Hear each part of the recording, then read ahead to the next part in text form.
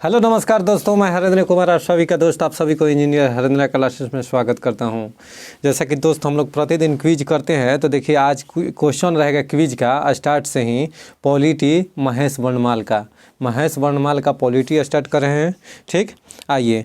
संविधान के अनुच्छेद 54 के अनुसार राष्ट्रपति का निर्वाचन या ऐसे निर्वाचक मंडल द्वारा किया जाएगा जिसमें संसद के दोनों सदनों के निर्वाचित सदस्य हो। संसद के दोनों सदनों के और क्या हो तो राज्यों के विधानसभाओं और दो मात्र संघ शासित प्रदेश, कौन? दिल्ली और पुदुचेरी, राज्यों के विधानसभा के सदस्य निर्वाचित सदस्य हो। समझ में आ गया? यानी कहे तो बाबू अनुच्छेद 52 में क्या है, भारत के एक राष्ट्रपति होंगे। अनुच्छेद 53 में राष्ट्रपति की शक्ति, राष्ट्रपति के कार्यपालिका शक्ति, 54 में राष्ट्रपति के निर्वाचन, 55 में राष्ट्रपति के निर्वाचन की रीति, 56 में राष्ट्रपति के कार्यकाल, 56 में राष्ट्रपति का कार्यकाल नहीं, 72 क्षमादान की शक्ति राष्ट्रपति के, 61 राष्ट्रपति पर महाभियोग ना। सर राष्ट्रपति के निर्वाचन में कौन कौन भाग लेते हैं? तो देखिए संसद के दोनों सदनों यानी लोकसभा और राज्यसभा, ठीक। और सुनिए विधानसभा के निर्वाचित सदस्य, सभी निर्वाचित सदस्य राष्ट्रपति के निर्वाचन में भाग लेते हैं। लेकिन एक बात ध्यान देने वाली यह है कि इसमें मनोनीत कोई भी सदस्य भाग नहीं लेते हैं। और क्या सर ध्यान देना है कि जितने भी केंद्र शासित प्रदेश हैं, यानी टोटल 8 केंद्र शासित प्रदेश हैं ना, तो केवल दिल्ली और पुदुचेरी केंद्र शासित प्रदेश के ही विधानसभा के निर्वाचित सदस्य राष्ट्रपति के निर्वाचन में भाग लेते हैं। समझ में आ गया बात? राष्ट्रपति के वेतन की बात करें तो राष्ट्रपति का वेतन कितना है बाबू? 5 लाख। और राष्ट्रपति अपना त्याग पत्र, चलिए दोस्त, तो राष्ट्रपति के निर्वाचन में अभी मैं बताया था कि कौन कौन, 2 मात्र केंद्र शासित प्रदेश दिल्ली और पुदुचेरी के विधानसभा के निर्वाचित सदस्य भाग लेते हैं। अब सर इसमें से कौन लोग बता देंगे कि किस संविधान संशोधन द्वारा दिल्ली और पुदुचेरी के विधानसभा सदस्यों के निर्वाचित सदस्यों को राष्ट्रपति के निर्वाचन में भाग लेने की अनुमति मिली थी? 17वां संविधान संशोधन। कब? 1992। 17वां संविधान संशोधन 17वां संविधान संशोधन 1992 के द्वारा क्या किया गया था कि दिल्ली और पुदुचेरी के विधानसभा के निर्वाचित सदस्यों को राष्ट्रपति के निर्वाचन में भाग लेने की अनुमति मिली थी। कोई दिक्कत है? चलिए, भारत का संवैधानिक अध्यक्ष कौन होता है बाबू? तो भारत का संवैधानिक अध्यक्ष राष्ट्रपति। तो भारत के संवैधानिक अध्यक्ष कौन होते हैं बाबू? तो राष्ट्रपति। भारत का संवैधानिक अध्यक्ष राष्ट्रपति। देखिए अनुच्छेद 53 के फर्स्ट के अनुसार संघ की कार्यपालिका शक्ति किसमें होती है? राष्ट्रपति में निहित होती है। अनुच्छेद 53 के फर्स्ट के अनुसार वह इसका प्रयोग संविधान के अनुसार स्वयं या अपने अधीनस्थ अधिकारियों द्वारा करता है। 53 के 2 के अनुसार राष्ट्रपति संघ के सशस्त्र बलों का सर्वोच्च कमांडर होता है। सशस्त्र बलों कहने का मतलब है कि आर्मी, एयरफोर्स और नेवी, तीनों का प्रमुख कौन होता है? कि तीनों बलों का सर्वोच्च कमांडर कौन होता है बाबू? तो राष्ट्रपति।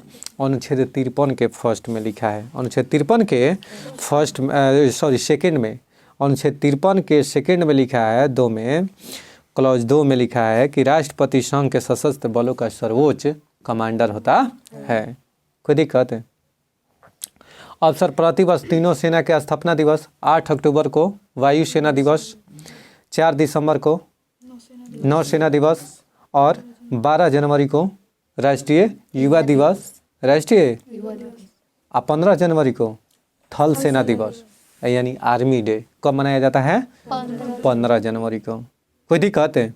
ऑपरेशन ट्राइडेंट, त्रिशूल, 4 दिसंबर 1971 को कराची बंदरगाह नस्ते नाबूद इंडियन एयरफोर्स कर दिया, सॉरी नेवी। तब से ही 4 दिसंबर को नौसेना दिवस मनाया जाता है। कोई दिक्कत? भारत के उपराष्ट्रपति का चुनाव किया जाता है तो देखिए अनुच्छेद 66 के फर्स्ट कहता है कि उपराष्ट्रपति का निर्वाचन संसद के दोनों सदनों के सभी सदस्यों से मिलकर होता है। ना। अनुच्छेद 66 के फर्स्ट में कहता है कि उपराष्ट्रपति के निर्वाचन में कौन कौन भाग लेंगे बाबू? तो संसद के दोनों सदन केवल, इसमें विधानसभा के सदस्य भाग नहीं लेते हैं। और क्या सर? तो उपराष्ट्रपति के चुनाव में एक बात और जानिएगा कि उपराष्ट्रपति के चुनाव में संसद के दोनों सदनों के कुल सदस्य भाग लेते हैं, यानी इसमें निर्वाचित और मनोनीत दोनों सदस्य भाग लेते हैं, दोनों सदस्य। दोनों सदन कहने का मतलब है कि उच्च सदन राज्यसभा और निम्न सदन लोकसभा, दोनों के मनोनीत और निर्वाचित दोनों सदस्य भाग लेते हैं। राष्ट्रपति उपराष्ट्रपति राज्यसभा का पदेन सभापति होता है, नहीं कोई दिक्कत है? उपराष्ट्रपति यानी राज्यसभा के सभापति जो होते हैं वह कौन होते हैं? उपराष्ट्रपति। अब राज्यसभा के जो सभापति होते हैं वो राज्यसभा के सदस्य नहीं होते। ये कोई जरूरी नहीं है कि वह राज्यसभा के कैंडिडेट ही राज्यसभा के सभापति होंगे। कोई दिक्कत है? कोई डाउट? तो यह अनुच्छेद 66 में कहा गया है। सुनिए, और उपराष्ट्रपति का निर्वाचन एकल संक्रमणीय मत पद्धति द्वारा होता है। भारत के राष्ट्रपति पर महाभियोग चलाया जाता है, कौन सा अनुच्छेद के द्वारा? अनुच्छेद 61, राष्ट्रपति पर महाभियोग। अब राष्ट्रपति पर महाभियोग संसद द्वारा चलाया जाता है। किसके द्वारा? संसद द्वारा। ठीक है, यानी अनुच्छेद 61 में कहा गया है कि संविधान के अतिक्रमण के आधार पर, यानी अगर ऐसा लगे कि राष्ट्रपति हमारे देश के खिलाफ काम कर रहे हैं, यानी संविधान के अगेंस्ट में कोई काम कर रहे हैं, तब क्या होगा बाबू कि उसके आधार पर महाभियोग यानी इम्पीचमेंट, महाभियोग को क्या कहते हैं इंग्लिश में? इम्पीचमेंट। यह पेपर में कई बार महाभियोग न देकर राष्ट्रपति पर इम्पीचमेंट, कौन सा अनुच्छेद है? कोई दिक्कत है? तो यह पेपर में ध्यान से सुनिएगा, पूछा करता है। तो कह रहा है कि महाभियोग जो है राष्ट्रपति पर इम्पीचमेंट अनुच्छेद 61 में है। तो उसके द्वारा क्या होता है कि महाभियोग चलाकर राष्ट्रपति को उसके पद से हटाया जा सकता है। यानी संसद क्या करता है कि अगर लगे कि राष्ट्रपति संविधान के अतिक्रमण कर रहे हैं, यानी अगेंस्ट में कोई काम कर रहे हैं, तो उन पर अनुच्छेद 61 के तहत क्या कर सकता है? महाभियोग लगाकर उसे पद से हटा सकता है। अब सर महाभियोग कौन से सदन से स्टार्ट होगा? तो महाभियोग किसी भी सदन से शुरू हो सकता है, या तो राज्यसभा से भी या लोकसभा से भी, लेकिन 2/3 बहुमत से पारित होना चाहिए। यानी जिस सदन से शुरू हो उस सदन के 2/3 सदस्यों से वह चीज़ बहुमत से क्या होना चाहिए? पारित होना चाहिए। अब सुनिए, महाभियोग का प्रस्ताव संसद के किसी भी सदन में प्रस्तुत किया जा सकता है। यानी ऐसा कुछ नहीं कि केवल लोकसभा या केवल राज्यसभा, यानी किसी भी सदन से प्रस्तुत हो जाएगा। राज्यसभा से भी शुरू हो सकता है या लोकसभा से भी। अच्छा सर, परंतु ऐसा प्रस्ताव लाने से पूर्व कम से कम 14 दिनों तक की लिखित सूचना राष्ट्रपति को देनी होगी कि राष्ट्रपति आप पर महाभियोग हम लोग लगाने जा रहे हैं, आपको लिखित सूचना दे रहे हैं। यानी जो भी सदन स्टार्ट करे लगाना, या तो राज्यसभा या लोकसभा, तो जो भी सदन स्टार्ट करेगा लगाना, तो समझ आइए उससे 14 दिन पहले। अब सोचिए कि ऐसा प्रावधान है कि आपको गलती करने से पहले कहा जाएगा कि आपको 14वां दिन मार बजेगा आप पर। समझ में आ रहा है? आपसे आज से गिनकर 14 दिन याद रखे, 14वां दिन आपको मारा जाएगा। तो आप क्या कहिएगा कि साहेब हाथ गोड़ जोड़ने लगे, जो भी हो। तो ऐसा हमारे देश में लीला है, हे भगवान, हे प्रेमानंद हो, ये कैसी लीला है कि बताइए। हाँ, कि ये 14 दिन पूर्व, कम से कम 14 दिन पूर्व लिखित सूचना राष्ट्रपति को देनी आवश्यक है, आवश्यक है। आप बिना सूचना दिले आप लगा भी नहीं सकते हैं। ये भी है दोस्त बात ना, कोई दिक्कत? अब देखिए, महाभियोग के लिए एक संकल्प प्रस्तुत करना होगा। और क्या चीज़? तो महाभियोग लगा रहे हैं तो उसके लिए एक संकल्प प्रस्तुत करना होगा जिस पर उस सदन के कुल सदस्य के कम से कम 1/4 सदस्यों के हस्ताक्षर हो। यानी उस पर संकल्प पारित होगा, एक संकल्प पत्र है, उस पर 1/3 सदस्य कम से कम उस पर 1/4 सदस्य का हस्ताक्षर होगा, और उसे उस सदन के कुल सदस्य के कम से कम 2/3 बहुमत से पारित किया जाता है। एक तो संकल्प पत्र पर 1/4 सदस्य का हस्ताक्षर हो, पहला चीज़। दूसरा चीज़ क्या है कि जिस सदन से ये बात उठेगा महाभियोग लगाने के लिए, उस सदन में उपस्थित कुल सदस्यों के 2/3 बहुमत से क्या होना चाहिए? पारित होना चाहिए। बात समझ में आ गया? तो ये था कहानी। भारत का राष्ट्रपति किसका एक अभिन्न अंग है? तो संसद का। संसद का अंग कौन कौन होते हैं? तो 3 याद रखिएगा। संसद के कौन कौन? राष्ट्रपति, लोकसभा, राज्यसभा। राष्ट्रपति, लोकसभा, राज्यसभा, संसद के 3 अंग होते हैं। उसी तरीक़ा से राज्यसभा के कौन कौन है? सॉरी, जो ये विधान जो है ना, विधानसभा के कौन कौन अंग होते हैं? विधानमंडल के, सॉरी, कौन कौन?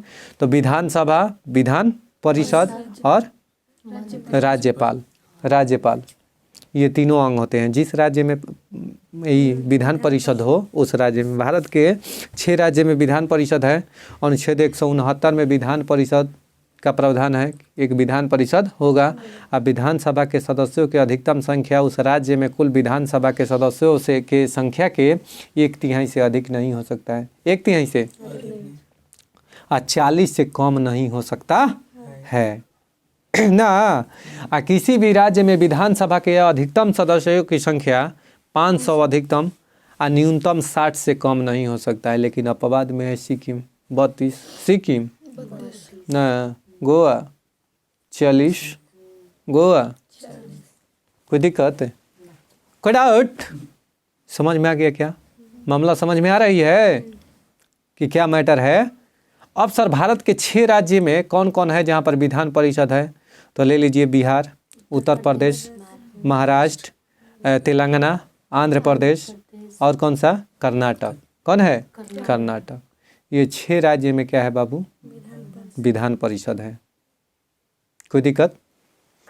आइए, तो कह रहा है कि भारत का राष्ट्रपति संसद का अभिन्न अंग है। अनुच्छेद 79 में संसद का जिक्र किया गया कि एक संसद के गठन के बारे में जिक्र है। अनुच्छेद 79, अनुच्छेद 80 में राज्यसभा, अनुच्छेद 81 में लोकसभा का प्रावधान किया गया है। ठीक। राष्ट्रपति का अध्यादेश कितनी अवधि के लिए लागू रहता है? तो 6 माह।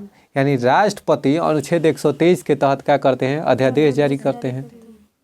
अनुच्छेद 123, इसको पलट दीजिए। अनुच्छेद 143, अनुच्छेद 143 के तहत परामर्श, राष्ट्रपति सर्वोच्च न्यायालय के मुख्य न्यायाधीश से क्या ले सकते हैं? परामर्श। किंतु उनका सलाह मानने के लिए बाध्य नहीं होंगे। ये कोई ज़रूरी नहीं है कि मुख्य न्यायाधीश अगर सलाह लेंगे, ये कोई ज़रूरी नहीं कि जो दिए सलाह वो मानिए लेंगे या मान्य होगा, नहीं। इस सलाह ले सकते हैं। आप किसी से नहीं कहते हैं कि हमको ये लेना है, ये चीज़ करना है, तो आप तो उसका बाध्य नहीं ना होते हैं कि उसी का कहने पर कर दीजिएगा। आप तो केवल सलाह लेते हैं, रिकमेंडेशन लेते हैं। कोई दिक्कत है? राष्ट्रपति का अध्यादेश कितनी अवधि के लिए लागू होता है बाबू? तो 6 माह के लिए। 123 के तहत अध्यादेश जारी होता है। राष्ट्रपति इस शक्ति का प्रयोग उस समय करता है जब संसद का कोई एक सदन अथवा दोनों सदन सत्र में न हो। यानी जब सत्र नहीं चल रहा हो तभी क्या करेगा? राष्ट्रपति अध्यादेश जारी करते हैं। अन्यथा सदन सत्र चलने पर राष्ट्रपति अध्यादेश जारी नहीं करते हैं। अध्यादेश के जारी करते हैं तो उसका मान्य कितने समय तक? 6 माह तक। ठीक है। जब संसद का कोई एक सदन दोनों सत्र सदन में न हो तब अध्यादेश जारी किया जाता है। यदि राष्ट्रपति को ऐसा विश्वास हो जाता है कि ऐसी परिस्थितियां विद्यमान है जिनमें तुरंत कार्रवाई करना आवश्यक हो गया है तो राष्ट्रपति अध्यादेश जारी कर सकता है। यानी राष्ट्रपति को ऐसा लगे कि कोई एक्शन कोई भी सदन नहीं ले रहा है तब उस स्थिति में क्या करेगा? राष्ट्रपति अध्यादेश जारी कर सकते हैं। राष्ट्रपति द्वारा जारी अध्यादेश 6 माह के लिए लागू होता है, परंतु संसद के सत्र प्रारंभ होने के 6 सप्ताह के अंदर यदि अध्यादेश को स्वीकार करने वाला प्रस्ताव पारित हो जाता है तो वह अधिनियम बन जाता है। अगर 6 सप्ताह के अंदर यदि अध्यादेश को स्वीकार करने वाला कोई प्रस्ताव आ जाता है, पारित हो जाता है, तो वह अधिनियम बन जाता है। 6 सप्ताह के अंदर कोई, 6 सप्ताह के मतलब 6 सत्ते 42 दिन के अंदर अगर कोई ऐसा प्रस्ताव पारित हो जाता है जो उनका अध्यादेश मान ले तब वह किस में कन्वर्ट हो जाता है? अधिनियम। कोई दिक्कत?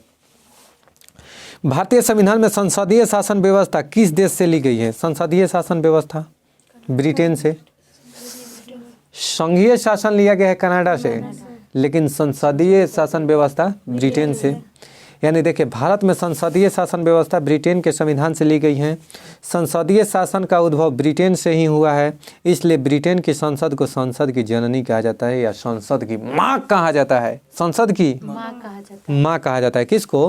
ब्रिटेन की संसद को, mother of constitution, mother of parliament, यानी संसद की माँ या संसद की जननी कहा जाता है।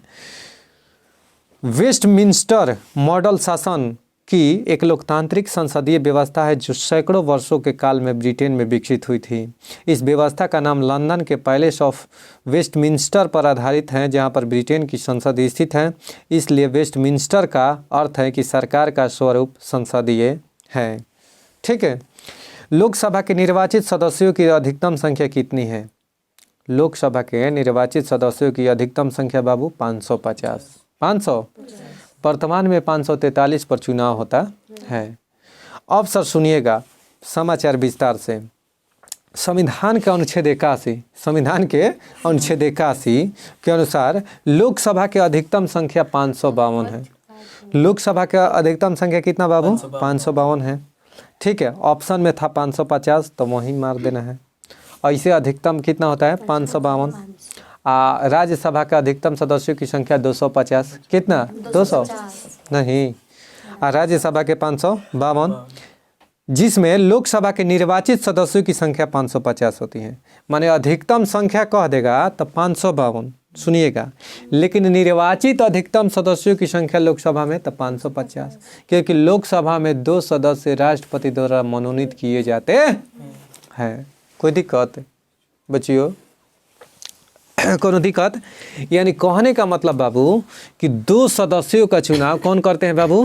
राष्ट्रपति मनोनीत कर लेते हैं, तो वो तो निर्वाचित नहीं हुए प्रत्यक्ष रूप से। इसलिए यहाँ पर क्वेश्चन में पूछा था बाबू हमार सोना, देखो लड़का लड़की गलती कहाँ कर बैठता है। लोकसभा के निर्वाचित सदस्यों की अधिकतम संख्या, देखिए कितना खेला है। लोकसभा के निर्वाचित सदस्यों की अधिकतम संख्या 550, लेकिन अगर कुल सदस्यों की संख्या पूछ देता 500, काहे कि 2 सदस्य मनोनीत भी होते कौन करते हैं? राष्ट्रपति। अब सर जिसमें लोकसभा के निर्वाचित सदस्यों की संख्या 550 होती है, जिसमें सदस्यों से 530 सदस्य राज्य द्वारा और केंद्र शासित प्रदेश द्वारा 20 सदस्य जाते हैं, यानी जिसमें 530 को जाते हैं राज्य से चुनकर, जीतकर, निर्वाचित होकर, 20 को जो बच गया 550, 20 को जो जाता है ना, वो कहाँ से? केंद्र शासित प्रदेश से, संघ शासित प्रदेश से। कोई दिक्कत है? किंतु वर्तमान में निर्वाचित सदस्यों की संख्या 543 है। वर्तमान में कितने पर निर्वाचित होता है? 543 को। 530 राज्यों द्वारा, 13 सदस्य संघ राज्य क्षेत्र द्वारा, यानी कहने का मतलब है कि केंद्र शासित प्रदेश द्वारा 13 गो और 530 गो राज्य से चुनकर जाते हैं निर्वाचित होकर। बात समझ में आ गया? ये था समाचार। आइए अगला कह रहा है कि राज्यसभा के सदस्यों का कार्यकाल कितने वर्ष का होता है बाबू? 6 वर्ष। देखिए राज्यसभा के सदस्यों का कार्यकाल 6 वर्ष। राज्यसभा एक अस्थायी सदन है, यह कभी भंग नहीं हो सकता है। राज्यसभा में के प्रत्येक 1/3 सदस्य प्रत्येक 2 वर्ष पर सेवानिवृत्त होते हैं। 1/3 सदस्य 2 वर्ष पर सेवानिवृत्त होते हैं। राज्यसभा के सभापति कौन होता है? उपराष्ट्रपति। कोई दिक्कत है? राज्यसभा कौन सा अनुच्छेद बाबू? तो अनुच्छेद 80। अनुच्छेद राज्यसभा। तो सुनिए, संविधान का अनुच्छेद 83 के फर्स्ट के अनुसार राज्यसभा एक अस्थायी सदन है। 83 के 1 कहता है कि राज्यसभा कैसा सदन है बाबू? अस्थायी सदन है। उसका विघटन नहीं हो सकता है, उसको कभी आप डाइल्यूट नहीं कर सकते हैं, डिसोल्यूशन नहीं कर सकते हैं, यानी उसको समाप्त आप नहीं कर सकते हैं, यानी उसको आप पूरी तरीक़ा से कम्प्लीटली विघटित नहीं कर सकते हैं। इसके सदस्यों का कार्यकाल 6 वर्ष होता है। इसके 1/3 सदस्य 2 वर्ष की समाप्ति पर सेवानिवृत्त हो जाते हैं। भारत के नियंत्रक और महालेखा परीक्षक की नियुक्ति कौन करता है? तो राष्ट्रपति। कैग अनुच्छेद 148 से 151 कैग से संबंधित है। भारत का एक नियंत्रक और महालेखा परीक्षक होगा, अनुच्छेद 148। इसका कैग का काम क्या है? कैग का काम है बाबू कि सरकार के उचित खर्च करना, यानी जो खर्च सरकार जो करता है, यानी खर्च का जो किस क्षेत्र में कितना खर्च हो रहा है उसको क्या करता है, यह निगरानी करता है। यह देखता है कि कहीं पर इलीगल रूप से खर्च तो नहीं हो रहा है, कहीं पर एक्स्ट्रा खर्च तो नहीं हो रहा है, या खर्च में कटौती करता है। अब मान लो बिल पास करा लिया 1 लाख के, काम है हो जा 85,000 के, 60,000 के काम है, तो वो देखेगा कि यहाँ 1 लाख की ज़रूरत नहीं है, यहाँ 60,000 में काम हो जाएगा, तो वो क्या करेगा, कटौती करेगा। बिल पास हो जाने के बाद भी उसमें कटौती कौन कर देगा, कहेगा तो यह खींच लेगा बामा हाथे, कहेगा कि ये किधर, पतली गली खिड़की से धरा ये लपेट के कागज़ में। समझ में आ रहा है ना कि हमको भी कुछ दीजिए। आज के ही ज़माना हो गया है साहब। आइए तो देखिए संविधान के भाग 5, संविधान के भाग 5 वह अनुच्छेद 148 से 151 तक भारत के नियंत्रक और महालेखा परीक्षक यानी comptroller and auditor general of India कहेंगे का प्रावधान किया गया है। अनुच्छेद 148 के फर्स्ट के अनुसार भारत का एक नियंत्रक और महालेखा परीक्षक होगा। इसकी नियुक्ति राष्ट्रपति के द्वारा किया जाएगा। यह संघ और राज्यों के बीच किसी अन्य प्राधिकारी या निकाय के लेखाओं का परीक्षण कर अपनी रिपोर्ट संघ में राष्ट्रपति तथा राज्यों में राज्यपाल को समक्ष प्रस्तुत करता है। यह अगर राज्य के कोई मामला है, खर्च संबंधी कोई विवाद है, मामला है, या उसका लेखा परीक्षक करता है कि देख रेख करता है, अगर कोई भी शिकायत हो तो सीधा राज्यपाल को राज्य में देगा और संघ में किसको देगा, राष्ट्रपति को सौंपेगा। समझ में आया क्या। मंत्री परिषद में शामिल नहीं है कौन कौन बाबू, तो देखिए कैबिनेट सचिव मंत्री परिषद में शामिल नहीं होते हैं। मंत्री परिषद में आखिर सर शामिल कौन होते हैं, तो देखिए कैबिनेट मंत्री, राज्य मंत्री और स्वतंत्र प्रभार मंत्री। ठीक है, यानी मंत्री परिषद में 3 गो शामिल होते हैं, कैबिनेट मंत्री, राज्य मंत्री और स्वतंत्र प्रभार मंत्री, यानी जो मंत्रालय है मिला हुआ वो आदमी। मंत्री परिषद भारत के कैबिनेट मंत्री, राज्य मंत्री और राज्य मंत्री, स्वतंत्र प्रभार तथा उप मंत्री सम्मिलित होते हैं। अनुच्छेद 75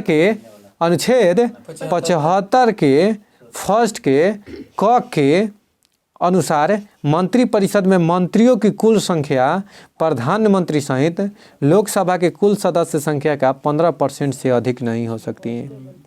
समझ में आ रहा है ना कि कहने का मतलब है बाबू, अनुच्छेद 75 के फर्स्ट के क कहता है कि मंत्री परिषद में सदस्यों की अधिकतम संख्या कितना से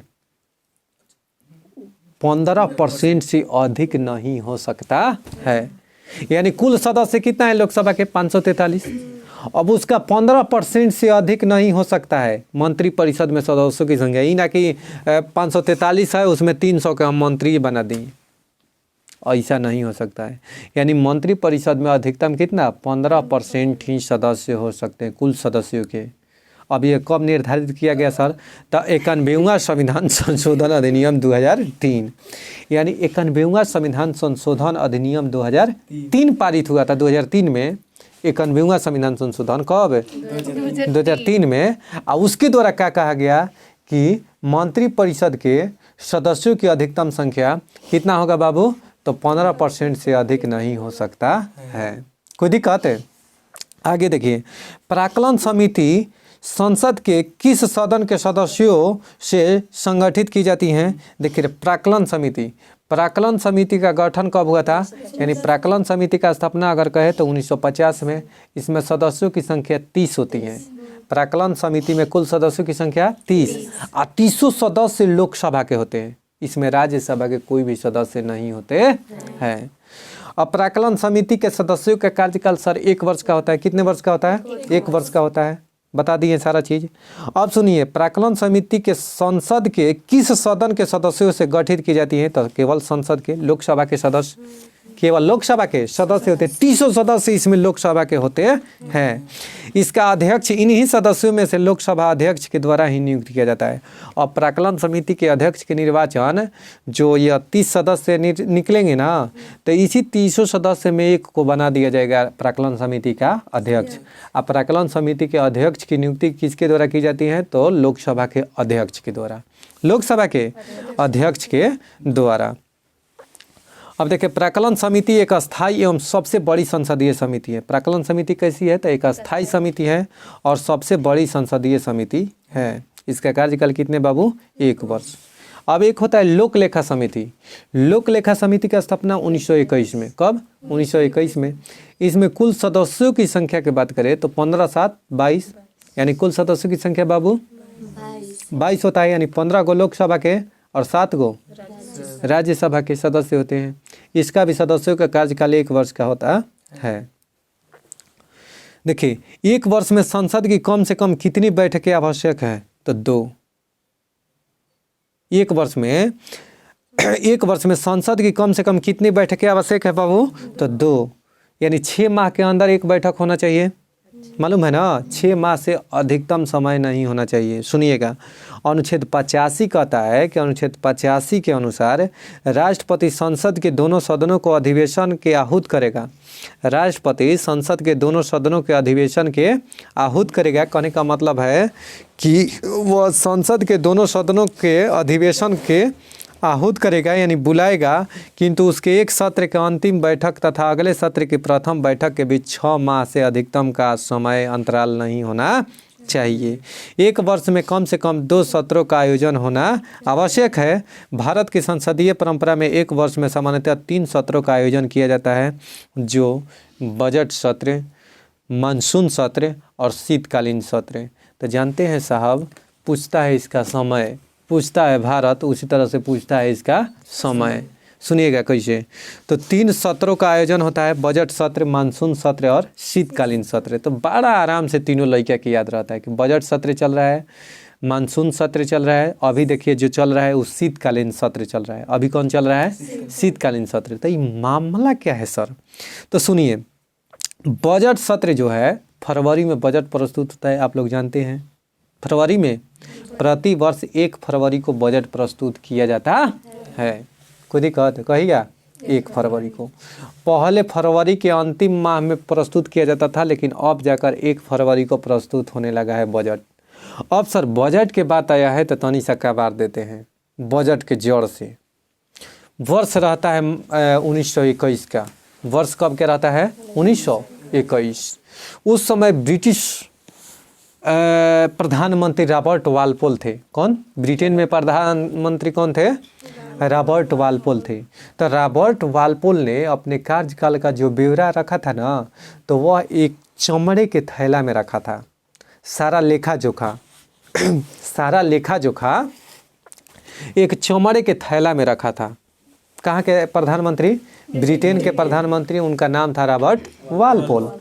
तो रॉबर्ट वालपोल जब संसद में लाए ना, जब संसद में लाए, यानी ब्रिटिश जब संसद में पार्लियामेंट हाउस में लाए, तब उन पर ठहाका के साथ हंसी उड़ाया गया।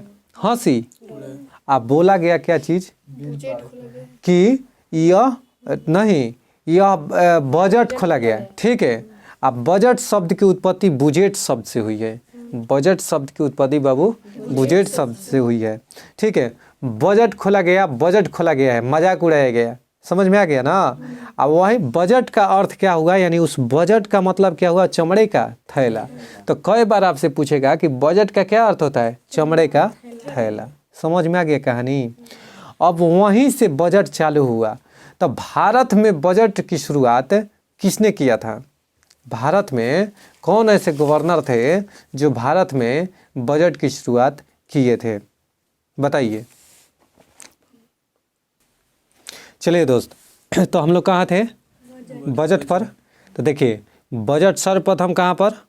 ब्रिटेन में 1721 से 1742 तक शासन किसका था बाबू? रॉबर्ट वालपोल के। रॉबर्ट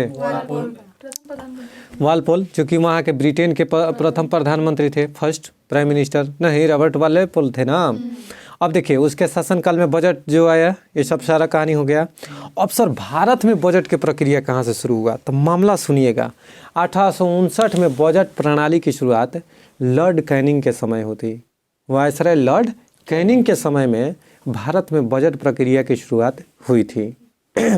इसी के समय में क्या हुआ था कि वित्त मंत्री कौन था? तो विल्सन। कौन था बाबू? James Wilson. Sir James Wilson Lord Canning के शासनकाल में क्या था, वित्त मंत्री था। इसने सर्वप्रथम 1860 में भारत में बजट प्रस्तुत किया। कौन?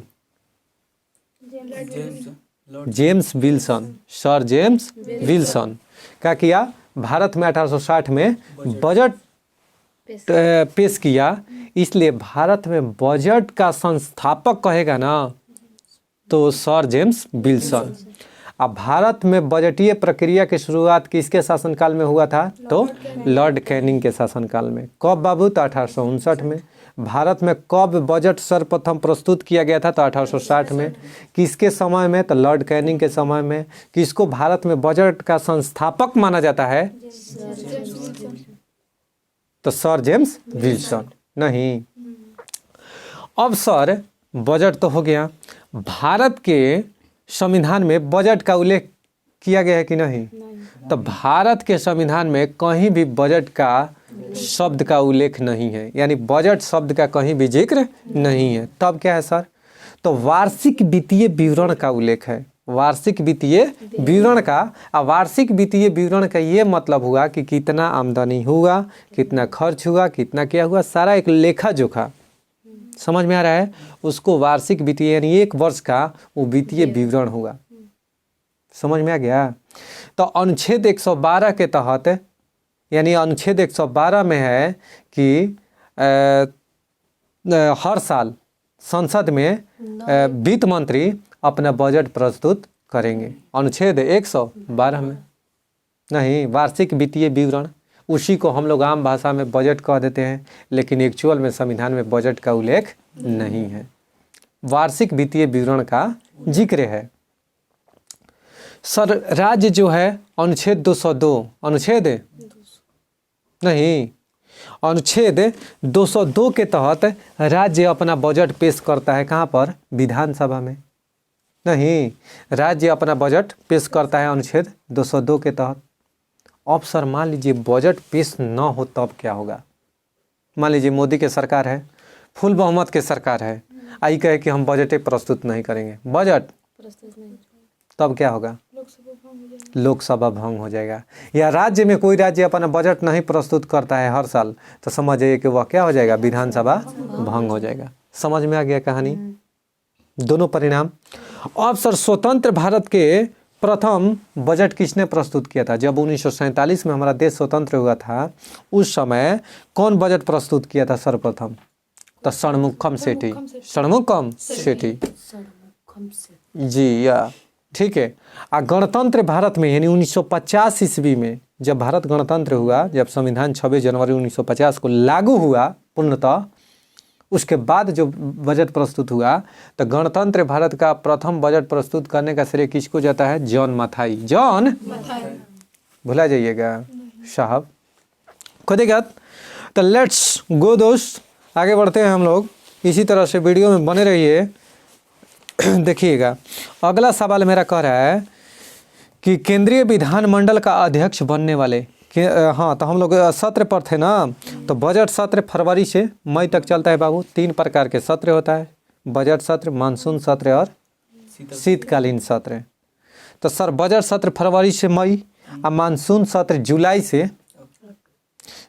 से सितंबर, जुलाई से सितंबर मानसून सत्र है। अब सर शीतकालीन सत्र नवंबर से दिसंबर, नवंबर दिसंबर शीतकालीन सत्र, और जुलाई से सितंबर मानसून सत्र। उस समय मानसून आता है ना जुलाई में, याद रखिए। और शीतकाल इधर चलता है ना दिसंबर में, तो नवंबर दिसंबर शीतकालीन सत्र, और जुलाई से सितंबर मानसून सत्र। फरवरी में बजट पेश होता है, तो फरवरी से मई बजट सत्र। बहस होगा का पर? बजट पर। कोई कहते। चलिए दोस्त बने रहिए वीडियो में, आगे हम लोग बढ़ते हैं। चलिए दोस्त, देश के प्रथम पंचवर्षीय योजना 1951 से 56 में किस प्रमुख महत्व दिया गया था? यानी प्रथम पंचवर्षीय हुआ था ना बाबू, तो बताइए देश की प्रथम पंचवर्षीय योजना 1951 से 56 में प्रस्तुत किया गया था। अच्छा सर, तो किस पर प्रमुख बल दिया गया था? तो देखिए, द्वितीय विश्व युद्ध एवं विभाजन के कारण उत्पन्न असंतुलन को दूर करने हेतु संतुलित आर्थिक विकास को प्रोत्साहित किया गया था, और कृषि के क्षेत्र में काफ़ी विकास किया गया था। कौन से? प्रथम पंचवर्षीय योजना में नहीं, आप प्रथम पंचवर्षीय योजना में ही विभिन्न नदी घाटी परियोजनाओं का उद्घाटन हुआ था, जिसमें नंबर 1 पर कौन था? दामोदर नदी घाटी परियोजना, जिसका स्थापना 1948 में हुआ था। 1948 में जवाहरलाल नेहरू द्वारा किया गया था। इसलिए जवाहरलाल नेहरू वहीं पर उद्घाटन में बोले थे कि जो नदी घाटी परियोजनाएं हैं उसको भारत का आधुनिक भारत का मंदिर कहा था। किसने? जवाहरलाल नेहरू ने। बहुत बढ़िया। विकसित देशों में मुद्रास्फीति का आकलन किस आधार पर किया जाता है बाबू? तो उपभोक्ता मूल्य सूचकांक, यानी विकसित देशों में मुद्रा। अच्छा, विकसित और विकासशील देश में अंतर क्या है? देखिए, विकसित देश उसे कहते हैं जो ऑलरेडी विकास कर चुका है, जैसे अमेरिका हो गया, जापान हो गया, सिंगापुर हो गया, ब्रिटेन हो गया, इंग्लैंड, ये सब क्या है? विकसित देश हो गया। फ्रांस हो गया, ये सब विकसित देश है। विकासशील देश सर, जैसे भारत हो गया, चाइना हो गया, पाकिस्तान हो गया, ये सब विकासशील देश में आएगा। जो अभी विकास कर रहा है, अभी वो पूर्णतः विकसित नहीं हुआ है, अभी वहाँ पर बेरोजगारी का आलम झेल रहे हैं। ठीक है, चलिए दोस्त, 9वीं पंचवर्षीय योजना किस वर्ष खत्म हुई थी? तो 2002 में। 9वीं पंचवर्षीय योजना 1997 से 2002 9वीं पंचवर्षीय योजना समाप्त हुई थी। योजना आयोग का पदेन अध्यक्ष कौन होता है? प्रधानमंत्री। योजना आयोग का पदेन अध्यक्ष कौन होता है? प्रधानमंत्री। मुद्रास्फीति के समय कौन सा वर्ग लाभ में रहता है? यानी मुद्रास्फीति जब होता है बाबू, मुद्रास्फीति ध्यान से समझना, इसको इन्फ्लेशन कहते हैं। क्या कहते हैं? इन्फ्लेशन कहते हैं। अब सर इन्फ्लेशन में होता क्या है? मुद्रास्फीति में होता क्या है कि इसमें वस्तु का मूल्य बढ़ता है लेकिन रुपया का मूल्य नहीं बढ़ता है। समझ में आ गया क्या? यानी मान लो अभी 1 रुपया है तो 1 रुपये रहेगा, लेकिन ये पेन का दाम 4 रुपया हो गया तो ये मुद्रास्फीति होगा। 5 रुपया हो रहा है, 6 रुपया हो गया। लहसुन के दाम 300 पार कर गया और रुपया 30 रुपया के 30 रुपया है, तो ये मुद्रास्फीति के कारण बन रहा है। समझ रहे हो? यानी मुद्रास्फीति क्या होता है बाबू? तो मुद्रास्फीति में वस्तु का मूल्य भागता है लेकिन मुद्रा का मूल्य नहीं बढ़ता है। तो बताइए, रुक जाओ बाबू, ठीक है। तो मुद्रास्फीति में क्या होता है कि व्यापारी वर्ग जो होता है उसको क्या होता है? फायदा होता है।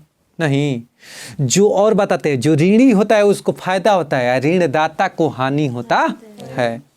यानी जो ऋण देगा, कर्ज देगा, उसको हानि होगा, और जो ऋणी होगा, जो पैसा लेगा, मान लीजिए हम पैसा तुमसे लिए 10 रुपया, अब 10 रुपया लेके हम टप दे इस कलम किन लिए, कलम ही किने, अभी हमें 10 रुपया में 3 गो पेन मिल गया हमको, आ कल हुआ 15 रुपया में 3 पेन मिल रहा है, परसों दिन 20 रुपया में 3 पेन मिल रहा है, ओकरा अगला दिन हो गया 40 रुपया में, 50 रुपया में, 100 रुपया में 3 पेन मिलने लगा। अब हम क्या करेंगे कि 100 रुपया हुआ ना तो हम बेच दिए इसको, 100 रुपये में बेचें। अब 90 रुपया क्या करेंगे? 10 रुपया तुमको दे दिए, 90 रुपया हमारा पॉकेट में आया, तो किसको फायदा हुआ बबुआ? ऋणी को। यानी जो हम कर्ज लिए थे हमको ना फायदा हुआ, तुमको तो हम 10 गो रुपया ना दिए। बात समझ में आ रहा है ना? मुद्रास्फीति है। ठीक है। योजना आयोग कब गठित हुआ था? योजना आयोग की स्थापना बाबू 15 मार्च 1950 को। या मुद्रास्फीति के अध्यक्ष प्रथम कौन थे? पंडित जवाहरलाल। और प्रथम उपाध्यक्ष गुलजारी लाल नंदा। गुलजारी लाल खुद ही कहते हैं। ये था योजना आयोग। योजना आयोग को समाप्त करके 1 जनवरी 2015 को नीति आयोग लाया गया, national institute for transforming India. NITI Aayog आ गया। भारत में अब तक कितने पंचवर्षीय योजना लाई गई है? 12। नहीं, आइए, निम्नलिखित में से किस अवधि में 5वीं पंचवर्षीय योजना लागू नहीं की जा सकी है? तो 1 अप्रैल 1978 से 1979। देखिए 1978 से 80 योजना अवकाश था। योजना भारत में 3 बार योजना अवकाश, 1966 से 69, 78 से 80 या 90 से 92। 90 से 3 बार योजना अवकाश नहीं। 1978 से 80 में मोरारजी देसाई की सरकार था, इसी में रोलिंग प्लान आया था। Rolling Gunnar Myrdal, Gunnar Asian drama में जिक्र किए थे। किसका? गुनार मिर्डल ने एशियन ड्रामा उनका पुस्तक था, उसी में अनवरत योजना, रोलिंग प्लान को क्या कहते हैं? अनवरत योजना। 1978। खुद ही कहते। तो भारत में 3 बार योजना अवकाश आया था, 1966 से 69, 1978 से 80 और 1990 से 92। खुद ही कहते। औद्योगिक नीति प्रस्ताव में जोर दिया गया था तो सार्वजनिक क्षेत्र के महत्व में, यानी औद्योगिक नीति भारत में औद्योगिकरण की शुरुआत कब हुआ था? औद्योगिक निवेश था। चलिए, औद्योगिक नीति प्रस्ताव 1956 में जो पारित हुआ था। अच्छा, भारत में सर्वप्रथम औद्योगिक नीति कब प्रस्तुत किया गया था? तो 6 अप्रैल 1948 को, 6 अप्रैल 1948 को प्रथम औद्योगिक नीति। तो ये कह रहा है कि औद्योगिक नीति प्रस्ताव 1956 में किस पर जोर दिया गया था बाबू? तो सार्वजनिक क्षेत्र के महत्व पर। सार्वजनिक क्षेत्र के, सार्वजनिक क्षेत्र भारत में सबसे अधिक रोजगार का सृजन करता है। समझ में आ गया? अगर संगठित असंगठित में पूछे तो संगठित क्षेत्र अत्यधिक रोजगार सृजन करता है। मुद्रा और वित्त पर रिपोर्ट प्रकाशित होती हैं प्रत्येक वर्ष पर, यानी मुद्रा और वित्त पर रिपोर्ट प्रत्येक वर्ष क्या होता है? प्रस्तुत होता है। माह पर होता है कि पखवाड़े पर होता है कि 6 माह पर होता है कि वर्ष भर होता है? वर्ष पर, ठीक। पखवाड़ा कहते हैं जिसे एक तो माह हो गया, जानती हैं। पखवाड़ा होता है एक पख बीत गया, यानी 15 दिन को एक पखवाड़ा कहा जाता है। 15 दिन को एक पखवाड़ा कहते हैं। ये सब दादा दादी जानते हैं पखवाड़ा का होता है, ठीक है। हाँ हाँ हाँ ठीक है। हम वही जमाना के हैं दोस्त, हमारो जन्म वही घड़ी के है। दादा कैसा था ही रेलवे वाला वीडियो देख लीजिएगा, रेलवे वाला बाबा वाला। हाँ, भारत में आर्थिक विकास बाधित रहा मुख्य रूप में खराब अवस्थापना सुविधाओं के कारण। समझ में आ रहा है ना? हाँ, आइयो मम्मी सुनिएगा ध्यान से। है जी, सुनिएगा इधर ध्यान से। भारत में आर्थिक विकास बाधित रहा मुख्य रूप में खराब अवस्थापना सुविधाओं के कारण। मुख्य रूप में खराब अवस्थापना सुविधाओं के कारण। केंद्रीय सरकार को अधिकतम राजस्व की प्राप्ति किससे होती है? केंद्र सरकार को अधिकतम राजस्व टैक्स की प्राप्ति कहाँ से? तो उत्पाद शुल्क से। उत्पाद कारपोरेट सेक्टर से भी कहीं कहीं देता है, ठीक है। कारपोरेट को ही निगम क्षेत्र कहते हैं। वहीं कंपनी जो कर देती है ना, तो उत्पादन शुल्क है। तो हमको लगता है कि ऑप्शन में अगर उत्पाद शुल्क कंपनी है ना प्रोडक्ट बनाएगी, तो निगम कर कह दो चाहे उत्पाद, लेकिन इसमें दोनों दिया है, लेकिन उत्पाद शुल्क इसमें आंसर बना रहा है। योजना आयोग का उपाध्यक्ष किसके समक्ष होता है? तो कैबिनेट मंत्री। जो योजना आयोग के उपाध्यक्ष होता है ना बाबू, वह किसके समक्ष होता है?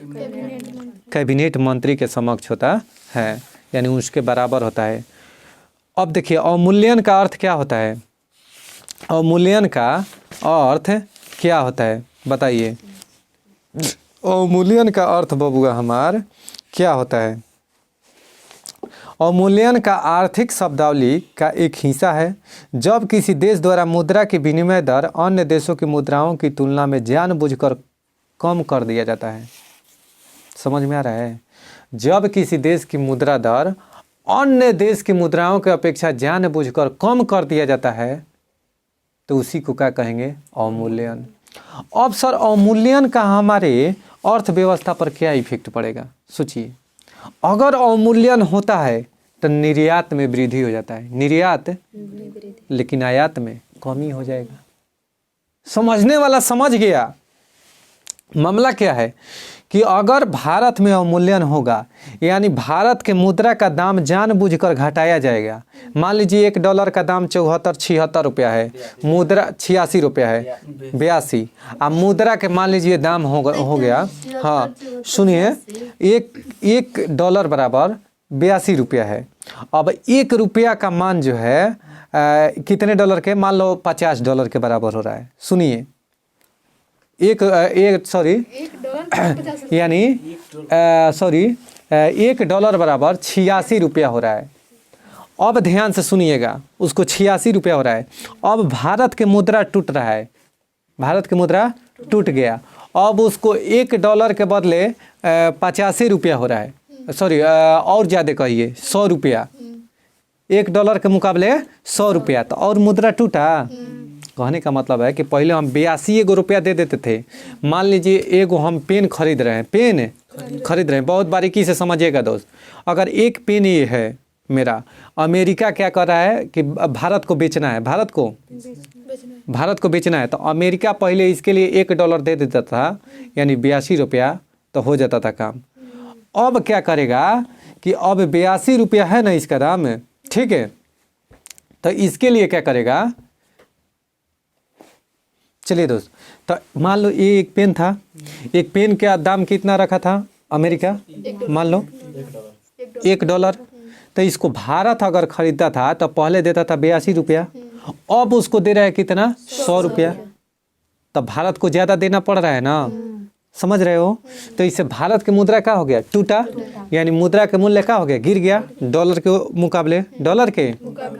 अब क्या होगा कि अगर उसको भारत से परचेज करना हो तो मजा आ जाएगा, यानी अब उसको भारत का दाम क्या करना पड़ेगा, कम पे करना पड़ेगा, कम पे करना पड़ेगा।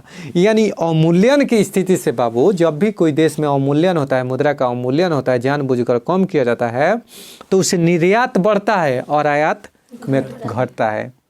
अगर मान लो अब कब सर अपनाया जाता है, अब देख रहा है कि हमारे देश में माल बहुत ज़्यादा प्रोडक्शन हो गया, माल सप्लाई नहीं हो रहा है, तब क्या करेगा कि अवमूल्यन करेगा, मुद्रा के अवमूल्यन, जानबूझकर तुरेगा मुद्रा कुछ दिन के लिए। और जब ही प्रोडक्शन माल सप्लाई हो जाएगा ना, तो ही क्या करेगा कि फिर मुद्रा का मूल्य उछाल देगा। वही बात है, मार्केट में सब्जी ज़्यादा, समझ में आ गया ना, यानी मार्केट में सब्जी ज़्यादा तो भाव ₹2 कम, अब बेचा गया, पता चला कि अभी टाइम है, बेचा गया, अरे सब्जी नहीं है, तो कुछ बचा है, तो उसका फिर से भाव क्या हो गया, बढ़ा दिए। समझ में आ गया। तो इकोनॉमिक्स जो है ना, एकदम गांव घर बाजार पर समझने वाला चीज़ है नहीं। तो अवमूल्यन का मतलब समझ गई ना। अवमूल्यन से देश के आर्थिक कंडीशन पर कब अवमूल्यन लाया जाता है, जब उत्पादन का मात्रा बढ़ जाता है, यानी जब निर्यात अधिक करना हो, आयात कम करना हो, उस स्थिति में क्या करते हैं, अवमूल्यन किया जाता है। उम्मीद करते हैं कि दोस्त आप लोग बहुत अच्छी तरीके से समझ गए होंगे। बंद अर्थव्यवस्था का मतलब क्या होता है, जब आयात और निर्यात बंद हो जाता है, उसी को क्या कहते हैं, बंद अर्थव्यवस्था।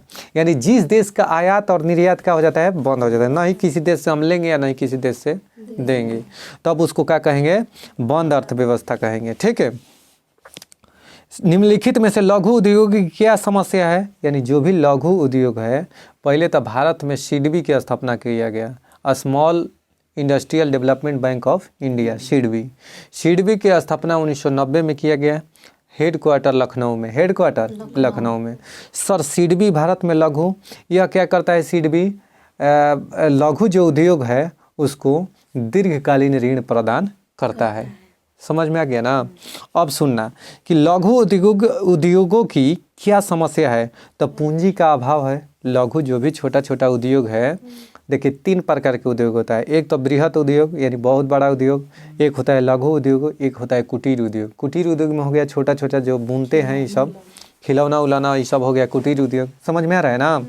तो कह रहा है कि निम्नलिखित में से लघु उद्योगों की क्या समस्या है बाबू, लघु जो भी उद्योग है उसकी क्या समस्या है, तो पूंजी का अभाव है उसके पास, विपणन जानकारी का अभाव है। विपणन जानकारी का मतलब हो गया कि कैसे व्यापार करना है, कैसे क्या हमको कार्य करना है, कैसे अपने कार्य क्षेत्र में कुशलता लाना है, नई नई टेक्निकल का अभाव। कच्चे माल का अभाव, कच्चे माल का अभाव। अब उसको मान लीजिए कंपनी बैठ गया है, उसको कच्चा माल नहीं मिल रहा है, तभी तो कुछ ना कुछ बनाएगा। ये सब उपयुक्त में से सभी क्या है बाबू, समस्याएं हैं लघु उद्योगों की। निम्नलिखित में से प्रत्यक्ष कर कौन सा है, तो आय कर, यानी प्रत्यक्ष कर और देखिए डायरेक्ट टैक्स और इनडायरेक्ट टैक्स 2 प्रकार के होता है। डायरेक्ट टैक्स उसे कहते हैं जिसका बोझ एक व्यक्ति पर पड़ता है, उसका पूरा जनता से कोई मतलब नहीं है, खुद का उस व्यक्ति पर इफेक्ट पड़े। जैसे आय कर, मकान का हम जो कर देते हैं तो ये क्या है, डायरेक्ट टैक्स है। नहीं, खेत का जो हम टैक्स दे रहे हैं वो क्या है,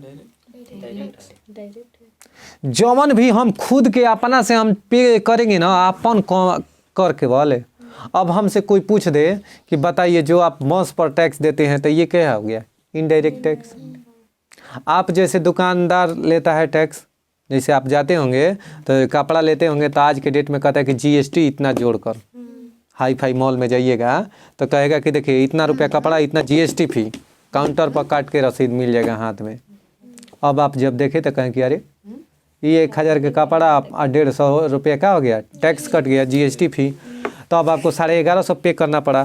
तो वो जो पे किया ना, तो वो इनडायरेक्ट टैक्स हो गया, वो हम लोग से वसूला, वो मालिक को दिया होगा, वो जहाँ से कपड़ा खरीद के लाया वो भी GST पे किया होगा, वो अपना वसूल लिया हम लोग पे।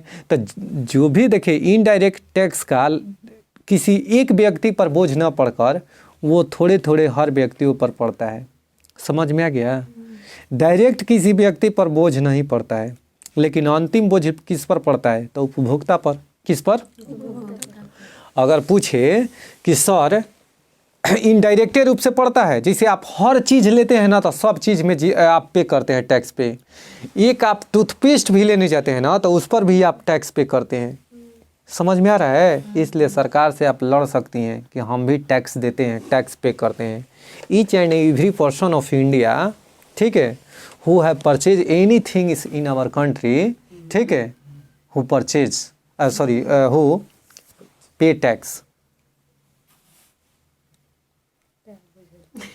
ठीक है, यानी वो क्या करता है, दे पे टैक्स, वे लोग क्या करते हैं, टैक्स पे करते हैं। यानी कोई भी व्यक्ति जो है इंडिया में कोई भी चीज़ परचेज करता है, खरीदता है, वो भी क्या करता है, टैक्स पे करता है। Did you understand? बात समझ में आ गया क्या? तो आइए, कह रहा है कि भारतीय स्टेट बैंक में अनुषंगी बैंकों की संख्या कितनी होती है? यानी भारतीय जो स्टेट बैंक है ना बाबू, उसमें अनुषंगी बैंकों की संख्या कितनी होती है? तो 7 गो। क गो? 7। सेनवेट यानी कैनवेट क्या है बाबू? तो परोक्ष कर की दर है। कैनवेट क्या है? परोक्ष कर की दर है। वंदे मातरम योजना किसके लिए है? तो गर्भवती महिलाओं के लिए है वंदे मातरम योजना। अरे बाबू रे बाबू, वंदे मातरम नाम रखा है, ठीक है और गर्भवती महिलाओं के लिए यह योजना है, ठीक है। आइए, एलजी जो है इलेक्ट्रॉनिक्स किस देश का कंपनी है? आ गया ना एलजी? दक्षिण कोरिया के। सैमसंग, हेलो, दक्षिण Korea. Samsung, Nokia, Finland. Nokia ना, कचोड़ा, ठीक है। आइए, फोन कचौड़ा के आता था पहले, बड़ी ओकरा में एगो चोंगा बांध देता था, ठीक है। अभी होता एगो चला था टीन टेल। कौन तेल? आई टेल, टीन टेल, ठीक है, ठीक है। निम्न में से कौन सा अर्थशास्त्री राष्ट्रीय आय का पुरानी कार्य किए हैं? तो VKRV राव। यानी निम्नलिखित में से कौन सा अर्थशास्त्री राष्ट्रीय आय पर पूर्वगामी कार्य किए हैं? तो VKRV राव। अरे राम राम राम, VKRV राव नमो दिले बाजा। तो यही में सब शॉर्टकट में। एकाधिकार का अर्थ क्या है बाबू? एकल विक्रेता। एकाधिकार के मतलब एके विक्रेता, एके आदमी कहलन। एकाधिकार, एक आदमी का अधिकार है इस पर, माने बेचे वाला कौन बा? एगो। एकाधिकार माने एक ही व्यक्ति का अधिकार है। पेन मेरे हाथ में है तो हम ही इसको बेचेंगे, तो एकाधिकार है। यानी जब एकल विक्रेता होगा तो उस बाजार को क्या कहेंगे? एकाधिकार बाजार। तो यह पेपर में हजारों बार, कोई दिक्कत है? अब कह रहा है कि मोडवेट क्या है बाबू? मोडवेट तो उत्पाद कर है। मोडवेट क्या है? एक उत्पाद कर है, कोई दिक्कत है? ओरल बी क्या है? तो टूथब्रश है। ओरल बी क्या है? एक टूथब्रश है, न कि दवाई है। ऑप्शन में सुनिएगा, ओरल बी क्या है? तो कार मॉडल है, वस्त्र मॉडल है, मोबाइल हैंडसेट है, टूथब्रश है। तो ओरल बी का टूथब्रश नहीं आता है? तो वह क्वेश्चन पूछा है। अब बिहार SSC नेत्र सहायक में पूछा है 2007 में। भारत की राष्ट्रीय आय का मुख्य स्रोत क्या है? तो कृषि। भारत में राष्ट्रीय आय का मुख्य स्रोत क्या है? कृषि। भारत में पंचवर्षीय योजनाओं की रूपरेखा तैयार करने के लिए कौन उत्तरदायी है? तो योजना आयोग। यानी पंचवर्षीय योजना कौन तैयार करता है बाबू? योजना आयोग। भारत में नई उदार औद्योगिक नीति कब घोषित किया गया था? तो 1991 में। नई आर्थिक नीति कब? LPG लिबरलाइजेशन, P से प्राइवेटेशन, G से ग्लोबलाइजेशन, यानी उदारीकरण, निजीकरण और वैश्वीकरण। 1991 में डॉक्टर मनमोहन सिंह लाए थे। आज नवरत्न का अर्थ क्या है? केंद्रीय लोक उद्यम विभाग द्वारा कंपनियों को दिया गया दर्जा, यानी केंद्रीय लोक उद्यम विभाग द्वारा कंपनियों को दिया गया दर्जा को ही नवरत्न कहा जाता है। मॉडरेट संबंधित है तो उत्पाद शुल्क से, उत्पाद शुल्क से कर संरचना संबंधित सुधारों के लिए गठित समिति कौन सा है? तो चिलैया समिति। कौन सी समिति बाबू? चिलैया समिति का संबंध किससे है? चिलैया समिति का तो कर सुधार से। नरसिंहन समिति के बैंकिंग सेवा सुधार से। ठीक है। भूरेलाल समिति, भूरेलाल समिति बताइए मोटर वाहनों में कर वृद्धि के, समझ में आ रहा है? स्वामीनाथन समिति, स्वामीनाथन जनसंख्या वृद्धि से। महाजन समिति चीनी उद्योग। सच्चर समिति मुस्लिम महिलाओं के सामाजिक आर्थिक, मुस्लिम लोगों के सामाजिक आर्थिक और राजनीतिक शैक्षणिक सुधारों से सच्चर समिति।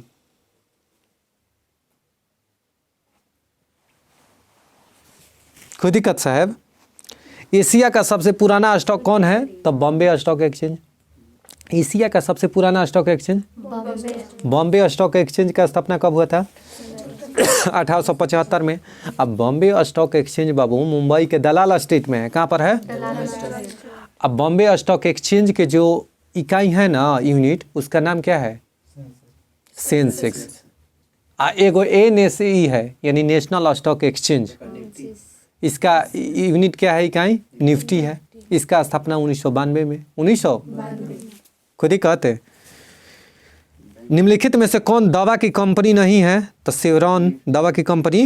भारत में श्वेत क्रांति के जनक कौन है? डॉक्टर वर्गीज कुरियन। डॉक्टर वर्गीज कुरियन का जन्म कहाँ पर हुआ था? केरल में हुआ था। ऑपरेशन फ्लड का संबंध श्वेत उत्पादन यानी दुग्ध से ही। ग्रामीण बैंक का संस्थापक कौन है? मोहम्मद यूनुस। क्षेत्रीय ग्रामीण बैंक की स्थापना 1975 में। कब हुआ था? 1975 में। ग्रामीण बैंक का संस्थापक कौन है? Mohammad Yunus. Company research in motion किसके निर्माण से संबंधित है? तो ब्लैकबेरी। ब्लैकबेरी यानी कंपनी रिसर्च इन मोशन किसके निर्माण से संबंधित है? ब्लैकबेरी से। कृषि का भारतीय GDP में लगभग प्रतिशत कितने योगदान है? 25%। यानी कृषि का भारतीय GDP में लगभग कितना योगदान है? 25%। आयात और निर्यात पर लगने वाले कर को क्या कहते हैं? सीमा शुल्क। क्या कहते हैं? सीमा शुल्क। कभी कहते हैं एग्जिम बैंक, आयात और निर्यात बैंक का स्थापना कब हुआ था? EXIM bank 1982। कब? एग्जिम बैंक का स्थापना हुआ था। ठीक है, 1982 एग्जिम बैंक का, आयात निर्यात बैंक का। योजना आयोग एक है कैसा? संवैधानिक निकाय की कार्यकारिणी निकाय? तो कार्यकारिणी निकाय, संवैधानिक निकाय नहीं है। पंचवर्षीय योजना का स्वीकृति देने वाला सर्वोच्च निकाय कौन है? तो राष्ट्रीय विकास परिषद। देखिए NDC नेशनल डेवलपमेंट कॉरपोरेशन, यानी NDC क्या करता है? राष्ट्रीय विकास परिषद। इसकी स्थापना 1952 में हुआ था। कब? 1952 में। योजना आयोग को हरा झंडी देता है। यह योजना आयोग जो भी अपना रिपोर्ट बनाएगा ना प्रकाशन, तो उसका निरीक्षण कौन करता है? NDC करता है, यानी नेशनल डेवलपमेंट कॉरपोरेशन, यानी राष्ट्रीय विकास परिषद। इसका स्थापना कब हुआ था? 1952 में। योजना आयोग की स्थापना कब हुआ था? 15 मार्च 1950 को। 1952 में ही सामुदायिक विकास कार्यक्रम शुरू हुआ था, स्थापना। कभी कहते हैं। चलिए दोस्त, यहीं पर क्यूज समाप्त करते हैं। उम्मीद करते हैं आपको यह क्यूज अच्छा लगा होगा, और यूँ मेरे क्यूज को सपोर्ट करते रहिए। शेयर, सब्सक्राइब और एक लाइक बटन दबा दीजिए और तुरंत 4000 पार करवाइए ना। बहुत बहुत शुक्रिया। मिलते हैं नेक्स्ट डे।